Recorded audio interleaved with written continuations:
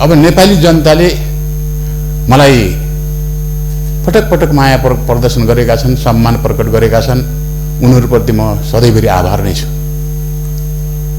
तर त्यही पार्टी आज विभाजित छ। मैले कुनै औचित्य देख्दैन विभाजनको, कुनै पनि एउटा पनि औचित्य देख्दैन। म पार्टी एकतापछि पार्टीको सचिवालयको एउटा सदस्यको नाताले मैले धेरै विषयहरू उठाएँ। पार्टीका नेताहरूका कार्यशैलीका सम्बन्धमा पनि मैले सुधारको निम्ति धेरै अनुरोध गरेँ, तर पनि त्यो कार्यशैली सुधार हुन सकेन र म विभिन्न कारणले एउटा विरोधी जस्तो भएर प्रकट भएँ। तर मैले अविश्वासको प्रस्तावबाट आफ्नै पार्टीको नेतालाई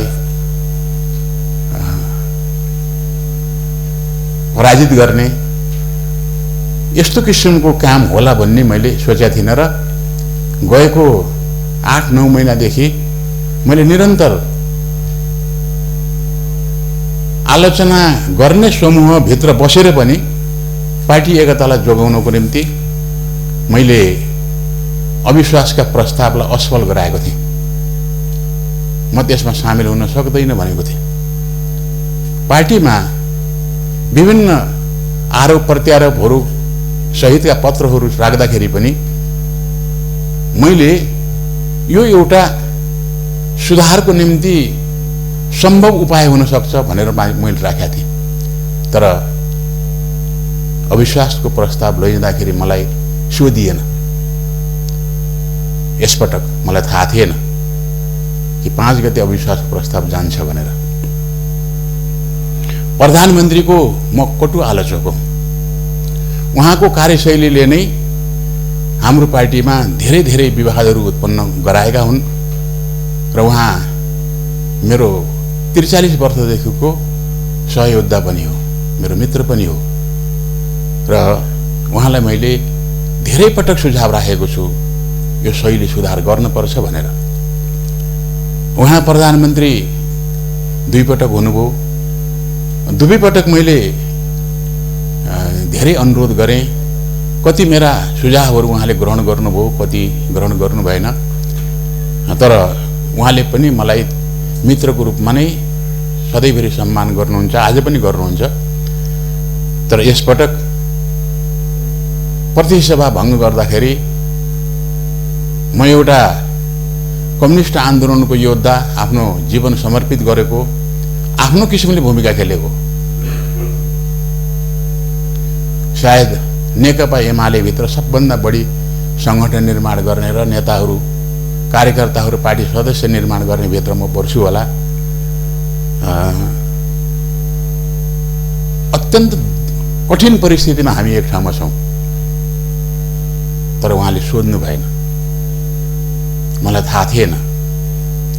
उहाँले पटक पटक भन्ने गर्नुभएको थियो कि यो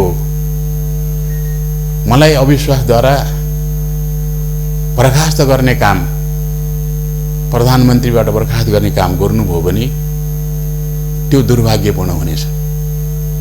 मैले उहाँलाई सल्लाह दिएको थिएँ, पार्टीमा जब अल्पमतमा पर्छन् नेताहरू, प्रधानमन्त्री नै भए पनि राजीनामा दिनुपर्छ। पार्टी जोगाउनुको निम्ति अन्तिम पटक पनि उहाँको निम्ति त्यो अवसर थियो।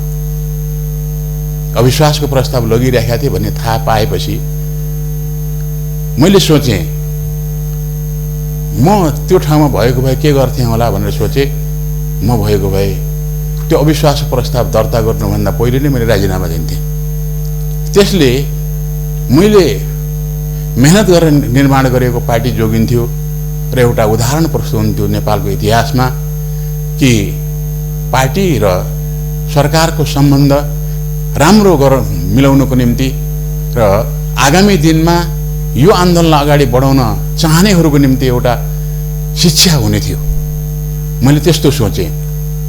त्यसबाट मैले समर्थन गरिनँ। मैले यो असंवैधानिक कदम हो भनेर भने। तर सर्वोच्च अदालतमा परेका जति पनि रिटहरू छन् ती रिटहरू संवैधानिक इजलासमा लगिएपछि अब असंवैधानिक हुन् भन्न मिल्दैन। त्यसैले म चुप लागेको छु कि यो विषय संवैधानिक विषय हो भनिसकेपछि सर्वोच्च अदालतले त्यो भनिसकेपछि पछि पनि निर्णय गर्दाखेरि यदि पुनर्स्थापनै गरेछ भने पनि यो असंवैधानिक हो, त्यसो भएर पुनर्स्थापन भनेर भन्ने छैन। निर्वाचनलाई जारी गरेछ भने त त्यो संवैधानिकै हो भन्ने होला, तर पनि यो विषय संवैधानिक इजलासको विषय हुनाले साधारण इजलासबाट यसको टुङ्गो लाग्न मिल्दैन भनेर लगिसकेपछि अब हामीलाई भन्न त स्वतन्त्रता छ, यहाँबाट बोल्न पनि स्वतन्त्रता छ, बाहिर बोले पनि स्वतन्त्रता छ, जहाँ बोले पनि त हाम्रो मौलिक अधिकार कसैले हनन गर्न सक्दैन।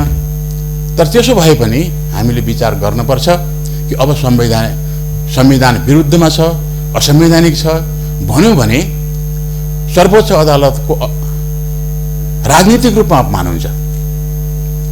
म जनताको बहुदलीय जनवाद, जसलाई नेकपा एमाले आफ्नो मार्गदर्शी सिद्धान्त बनाएको थियो र आज त्यो पेन्डिङ छ, निलम्बन जस्तो भएको छ, त्यसको म व्याख्याता पनि हुँ। मदन भण्डारी पछि सबभन्दा धेरै लेख्ने, सबभन्दा धेरै बोल्ने र सबभन्दा धेरै प्रशिक्षण दिने मै हुँ। हामीले संविधानको सर्वोच्चतालाई हाम्रो सिद्धान्तको मूल विषय बनाएका छौँ र सारा संसारभरिका कम्युनिस्ट पार्टीले मान्दैनन्।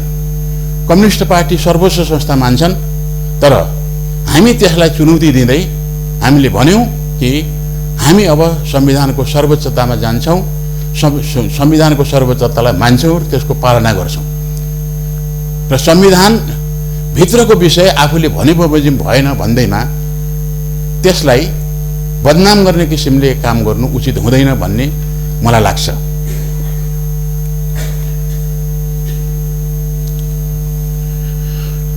आज हाम्रो पार्टी दुई समूहमा विभाजित छ र म कुनै पनि समूहमा छैन,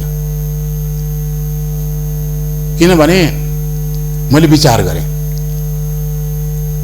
यो 3 वर्षमै पार्टी विभाजन गर्नु थियो भने एकता किन गर्न पर्या थियो। पार्टीभित्र अन्तर्विरोधहरू हुँदैनन् भनेर कसैले कल्पना गर्छ भने त्यो जतिको मूर्खतापूर्ण निष्कर्ष अरू हुन सक्दैन। पार्टीको जीवन अन्तर पार्टी सङ्घर्षमा हुन्छ, वाद विवादमा हुन्छ, वाद विवादहरूको निष्कर्ष निस्कन्छ, फेरि अर्को चाहिँ अन्तर्विरोध पैदा हुन्छ।